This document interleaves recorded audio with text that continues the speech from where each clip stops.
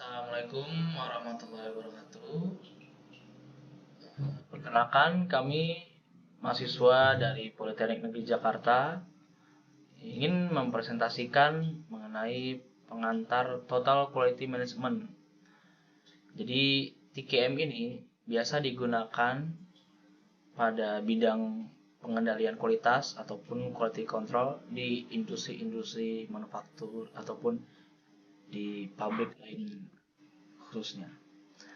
Perkenalkan, nama saya Fauzan Hakim, nomor induk mahasiswa 22024140002 bersama rekan saya. Yasin Ausap Abdurrahman dengan nomor induk 2202414001. Jadi penghantar Total Quality Management atau bisa disebut TQM itu manajemen untuk peningkatan kualitas selanjutnya berkelanjut. Bisa fokus pada kepuasan pelanggan dan tidak hanya fokus ke kepuasan pelanggan saja, bisa karyawan juga dan perbaikan suatu produk dalam industri tersebut. Tujuannya itu untuk menyampai keunggulan kompetitif lalu kualitas yang lebih baik. Prinsip-prinsip utama TQM itu satu, fokus pada pelanggan, memahami dan memenuhi kebutuhan pelanggan secara konsisten.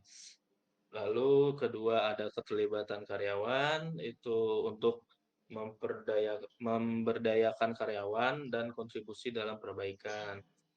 Tiga, ada perbaikan berkelanjutan, proses yang selalu ditingkatkan untuk seperti quality control tanpa henti. Empat, pengambilan keputusan berdasarkan fakta. Itu memanfaatkan data-data yang sudah pernah diolah bisa diolah kembali untuk kedepannya yang lebih baik.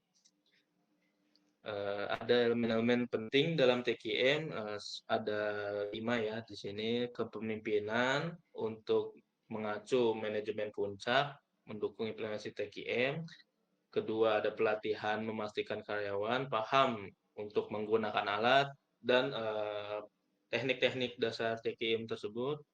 Ketiga, ada komunikasi untuk menjalin komunikasi efektif dalam seluruh organisasi tertentu. Lalu keempat, ada tim untuk memecahkan masalah.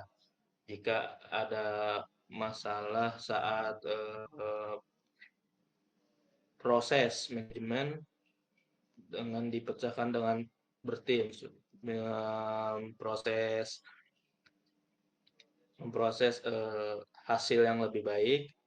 Lalu 5, ada pengukuran hasil dan kemajuan usaha TQM secara sistematis.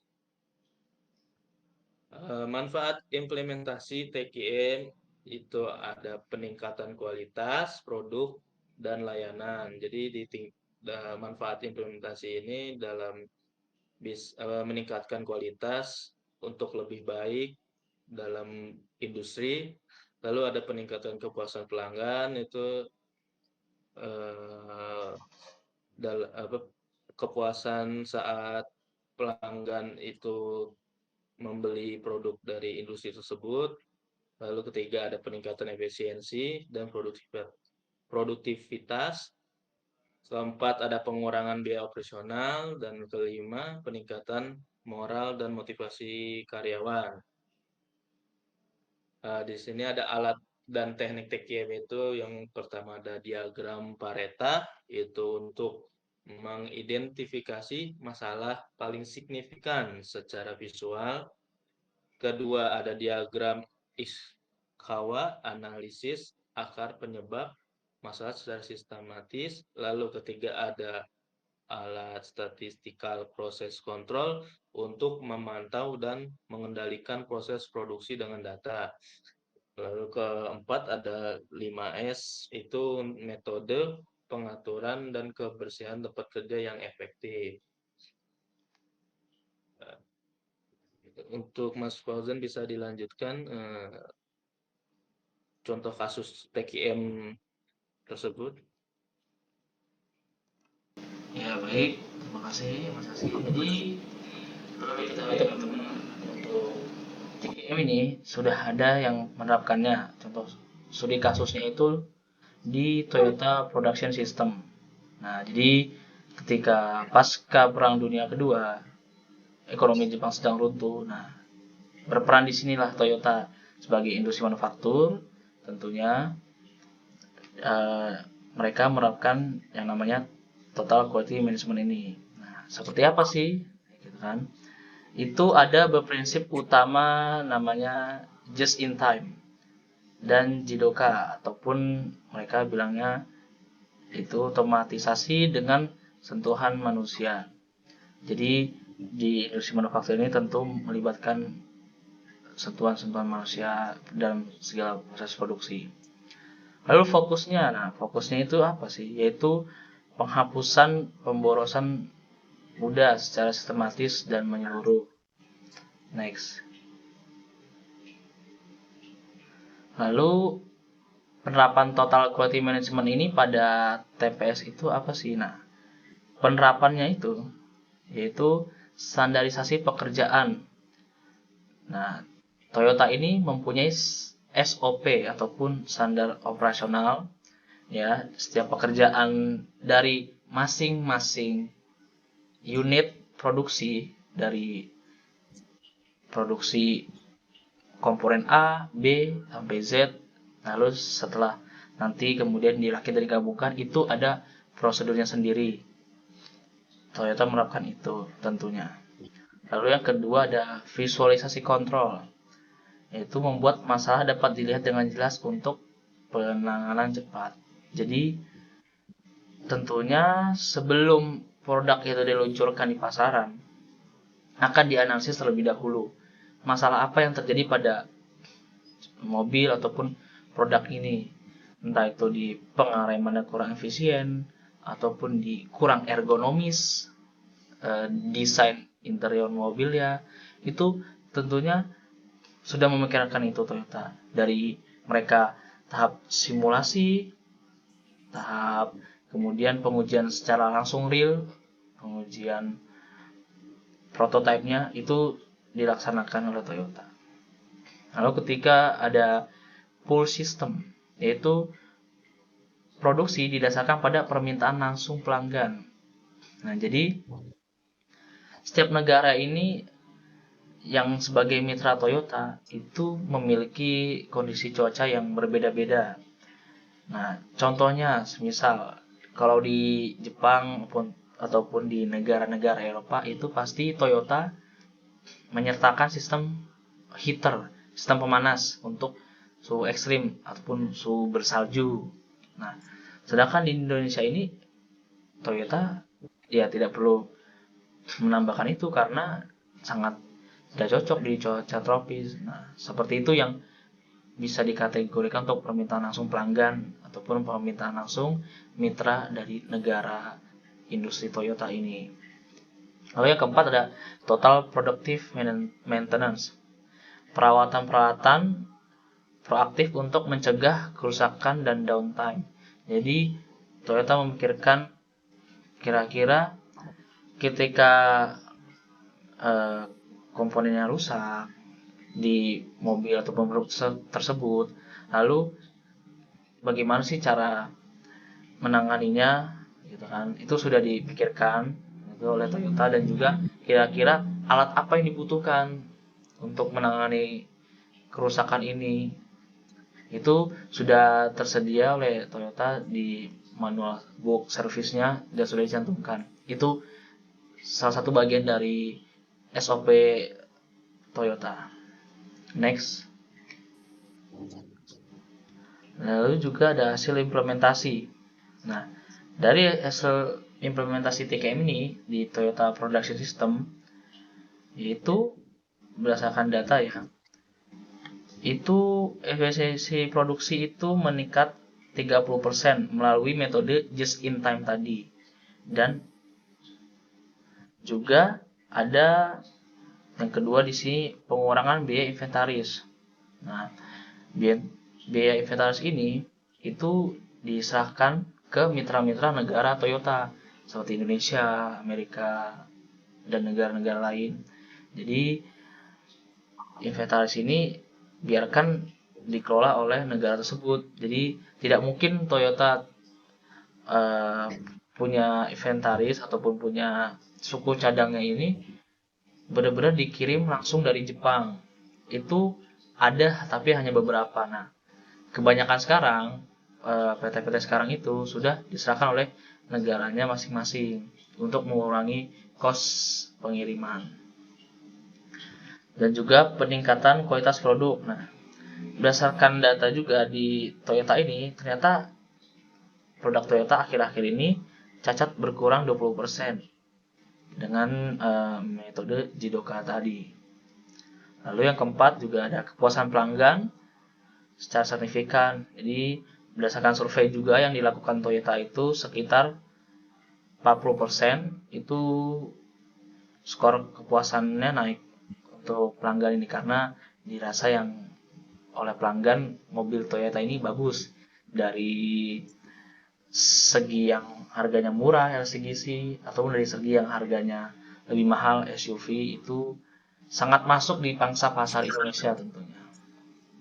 Next. Lalu selanjutnya di sini ada studi kasus Six Sigma di industri otomotif. Yang pertama itu ada yang namanya DMAIC. Itu merupakan singkatan dari yang pertama itu define kerangka kerja utama Six Sigma. Itu kira-kira mendefinisikan masalah ataupun tujuan. Kira-kira masalah apa yang dihadapi oleh customer. Semisal mobil terlalu mahal seperti itu. Lalu yang kedua ada measure atau pengukuran. Itu ukur kinerja proses saat ini. Kira-kira tuh bisa nggak kita menjawab kebutuhan customer, ya kan, dengan produksi yang saat ini sedang berjalan. Lalu yang ketiga ada analyze, yaitu analisa akar penyebab masalah. Jadi dianalisa kira-kira ini untuk mengurangi harga kos mobil lebih murah, kualitasnya juga harus tidak boleh asal-asalan seperti itu. Lalu yang poin berikutnya ada improve, yaitu implementasi, ya kan. Setelah melakukan dianalisis, dipertimbangkan lagi, nah, diluncurkan, beneran jadi nggak mobil ini atau produk ini untuk diluncurkan gitu kan. Lalu ada kontrol, yaitu kendalikan proses untuk mempertahankan hasil. Jadi dikontrol setiap langkah uji coba, langkah dari kebutuhan dari customer seperti apa, itu dikontrol agar sesuai dengan keinginan customer.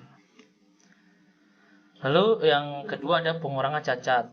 Contoh yaitu menurunkan cacat mobil melalui analisis statistik. Itu sangat berpengaruh ya, khususnya untuk di produk seperti mobil ini. Bagaimana hasil painting yang sangat bagus, juga itu pasti dipertimbangkan oleh perusahaan otomotif. Nah, yang ketiga itu ada peningkatan efisiensi. Nah, meningkatkan kelancaran dan kualitas jalur perakitan. Jadi tidak mungkin atau kan Toyota ini merakit mobil utuh dari Jepang langsung kirim ke Indonesia. Jelas di situ terdapat kos yang sangat mahal di shipping pengantarannya dan juga proses bea cukainya sangat ribet. Nah, jadi Toyota menyerahkan itu ke mitra negara-negara dengan mereka membuat beberapa part saja, komponen atau dan juga ide-idenya, juga buku-bukunya, panduan gitu kan. Lalu semuanya itu sisanya diserahkan ke mitra PT dengan merakitnya di pabrik PT itu sendiri. Contohnya kalau di Toyota itu pabriknya di Cikarang. Nah, itu bisa produksi mobil sendiri, contohnya mobil LCGC seperti itu. Next. terakhir ada kesimpulan dan langkah berikutnya. Jadi efektivitas TKM ini itu meningkatkan kualitas dan keunggulan yang kompetitif di bidang industri manufaktur ya. Seperti tadi contohnya Toyota Production System ya, bisa melesat meningkatkan kualitas produksinya dan juga kualitas customernya, pembelinya, dan menjadi salah satu produsen mobil yang sukses saat ini. Lalu yang kedua ada komitmen manajemen, yaitu bagaimana kunci keberhasilannya itu diimplementasi TKM ini adalah keterlibatan pemimpinnya. Dari direksinya, dari CEO-nya ini turut langsung mendengarkan keluhan masyarakat, turut memikirkan bagaimana sebuah perusahaan ini ingin diarahkan ke depannya seperti apa konsepnya agar bisa bertahan hingga 50 sampai ratusan tahun kemudian. Lalu yang ketiga ada contohnya itu yang sukses tadi ada TPS ya, Toyota Production System. Jadi mereka menerapkan TKM yang sukses di bidang manufaktur yang tadinya dari pabrik yang benar-benar tidak ada apa-apa, dari ekonomi Jepang yang dilanda krisis setelah pasca perang, kemudian mereka bisa bangkit menjadi perusahaan mobil yang sukses. Lalu yang keempat, ada juga adaptasi fleksibel di mana total quality management ini dapat diterapkan pada organisasi dan industri yang berbeda. Karena TKM ini merupakan bagian dari quality control, jadi sangat diperlukan sekali di industri manapun itu, maupun di industri consumer goods seperti Indofood, Superwing, ataupun juga di industri-industri produk kosmetik lainnya. Karena TKM ini ternyata terbukti di Toyota itu. Mungkin sekian dari kelompok kami. Jika ada hal yang ingin didiskusikan, silakan drop pertanyaan kalian di kolom komentar. Nanti akan kami balas satu persatu dan kita bisa diskusikan. Sekian, terima kasih.